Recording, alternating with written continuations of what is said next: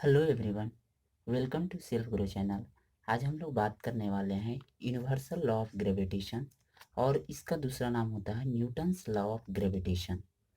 ये होता है, तो चलिए इसके बारे में हम बात करते हैं। According to this law, the force of attraction between two particles और बॉडीज, कहते हैं फोर्स ऑफ अट्रैक्शन जो होगा दो बॉडी के बीच में होगा।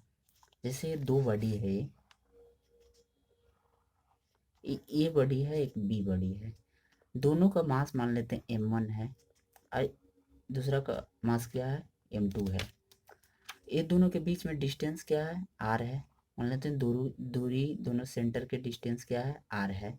तो ये दोनों के बीच में फोर्स लगेगा, जो भी बड़ी हो। ये दोनों के बीच में क्या होगा, फोर्स लगेगा। जैसा भी बड़ी हो, बड़ा हो छोटा हो, अ, वो मैटर नहीं करता है।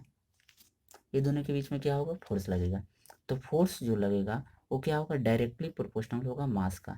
जितना ज़्यादा मास होगा उतना ज़्यादा क्या होगा, फोर्स लगेगा।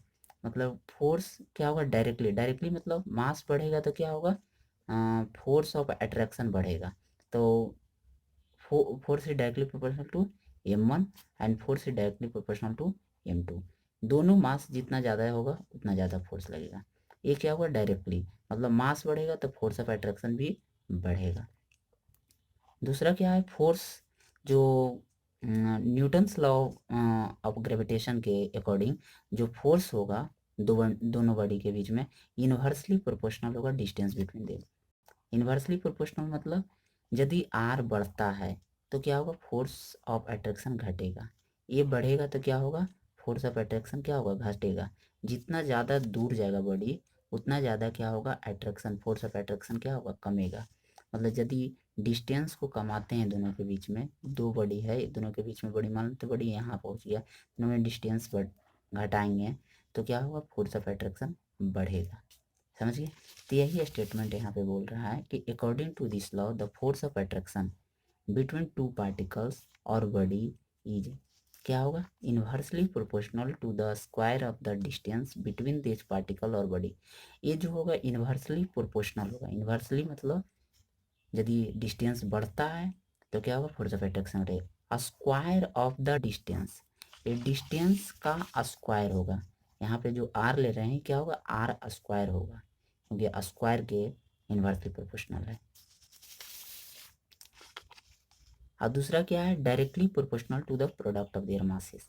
और दोनों का प्रोडक्ट ऑफ देयर मासेस पे डिपेंड करता है। प्रोडक्ट ऑफ मासेस मतलब जैसे m1 और m2 है तो फोर्स क्या होगा, डायरेक्टली प्रोपोर्शनल होगा। प्रोडक्ट मतलब मल्टीप्लाई m1 इंटू m2 पे, मतलब दोनों का मास यदि ज़्यादा है तो क्या होगा, फोर्स ऑफ अट्रैक्शन ज़्यादा होगा। जैसे बात किया जाए अर्थ और सन के बीच में, दोनों का मास बहुत ज़्यादा होता है, इसलिए फोर्स ऑफ अट्रैक्शन इन दोनों के बीच में क्या होता है, बहुत ज़्यादा लगता है। जिसके कारण से अर्थ है जो सन के चारों तरफ रिवॉल्व घूम पाता है, रिवॉल्व कर पाता है। अब हम देखेंगे क्या relation between gravitational force between two bodies and the distance between them. ये दोनों के बीच में रिलेशन देंगे ग्रेविटेशनल फोर्स के बीच में। मतलब एक मान लेते हैं एक तरह का फोर्स है और क्या है, डिस्टेंस बिटवीन देम। जैसे यहाँ पे क्या किया गया, हम कंसीडर किए हैं कि दो बॉडी है, ए है तो बी है। समझ गए। दोनों का मास हम मान लेते हैं, एक m1 है और दूसरा का मास m2 है, और दोनों के बीच में डिस्टेंस क्या है, r है। तो अभी हम जाने कि according to the law of gravitation, gravitation के लॉ के हिसाब से फोर्स ऑफ अट्रैक्शन जो होगा वो क्या है, डायरेक्टली प्रोपोर्शनल होता है। फोर्स ऑफ अट्रैक्शन ये दोनों के बीच में जो फोर्स ऑफ अट्रैक्शन मतलब दोनों का मतलब कितना ये दोनों एक दूसरे को खींच पाता है। जैसे m1 जो होगा इस पे फोर्स लगा रहा होगा, ये इसको इधर खींचना चाह रहा होगा। जैसे m1 इसको इधर खींचना चाह रहा होगा और m2 इधर खींचना चाह रहा होगा। तो फोर्स ऑफ अट्रैक्शन जो है डायरेक्टली प्रोपोर्शनल है क्या, प्रोडक्ट ऑफ देयर मासेस। कहाँ से जाने, इस स्टेटमेंट से जाने। समझ गए, according to law of the gravitation. और दूसरा क्या होता है, फोर्स इनवर्सली प्रोपोर्शनल क्या होता है, स्क्वायर ऑफ डिस्टेंस बिटवीन दोनों के बीच में डिस्टेंस कितना आ रहा है, इसका आर स्क्वायर के इनवर्सली होता है। मान लेते हैं ये फर्स्ट है और ये क्या है, दूसरा इक्वेशन है। दोनों को कंबाइन कर दो। जब दोनों को कंबाइन करेंगे, combining first and second, first and second को दोनों को कंबाइनिंग करेंगे तो क्या होगा, यहाँ से force directly proportional m1 m2, left hand side में तो फोर्स ही है, और क्या आ जाएगा by r square, by r square. यहाँ से आप क्या करेंगे, यहाँ से आप क्या कीजिए, जो आया है आपका F बराबर m1 m2 by r square. यहाँ से आप प्रोपोर्शनल साइन को हटाइएगा तो यहाँ पर एक कांस्टेंट टर्म आएगा, इसको g बोलते हैं, और m1 m2 by r square.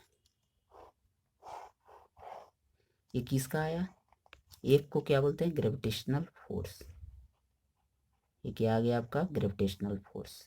और जी क्या है, एक तरह का कांस्टेंट है, इसको क्या बोलते हैं यूनिवर्सल ग्रेविटेशनल कांस्टेंट, इसको क्या बोलते हैं यूनिवर्सल ग्रेविटेशनल कांस्टेंट, समझिए, जिसका वैल्यू फिक्स होता है 6.67 इंटू 10⁻⁻11।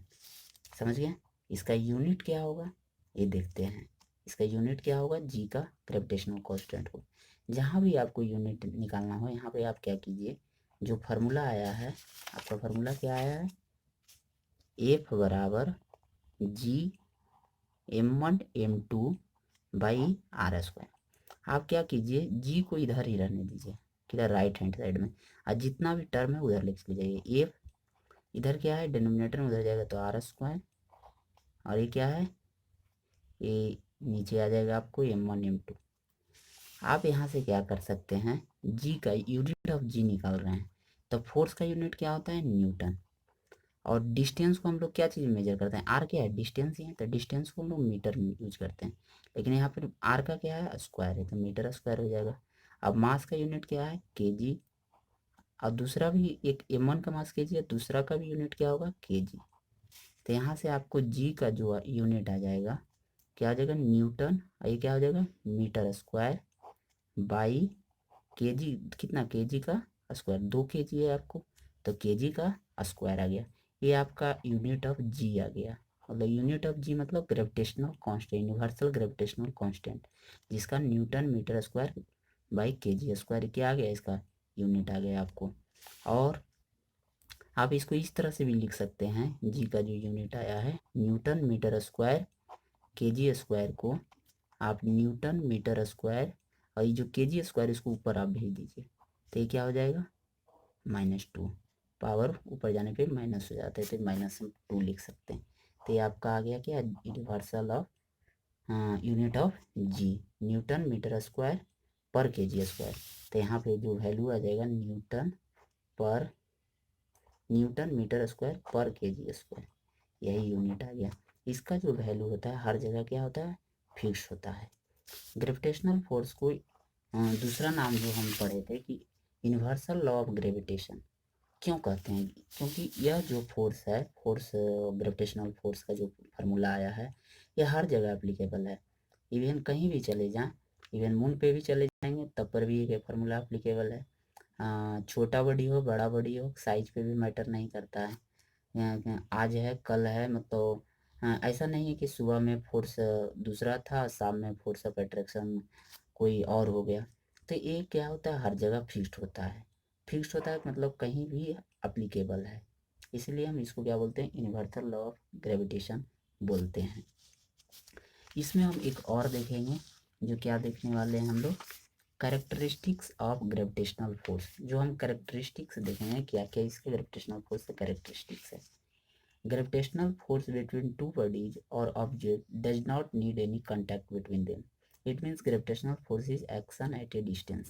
इसे ग्रेविटेशनल फोर्स को क्या है कोई कांटेक्ट की ज़रूरत नहीं है, ये there is no any requirement, कोई रिक्वायरमेंट इसको नहीं है कि ये कहीं से भी लग सकता है, there is no any contact, इसलिए इसको क्या बोलते हैं एक्शन एट ए डिस्टेंस, ये दूर से ही क्या है एक्ट करता है, किसी के बीच में भी ग्रेविटेशनल फोर्स एक्ट करता है कोई भी ऑब्जेक्ट हो।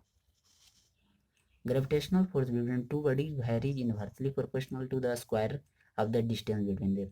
Hence gravitational force is inverse square law. इसको inverse square law हम अभी देखेंगे inversely proportional होता है किसका square of the distance between them, दोनों बॉडी से।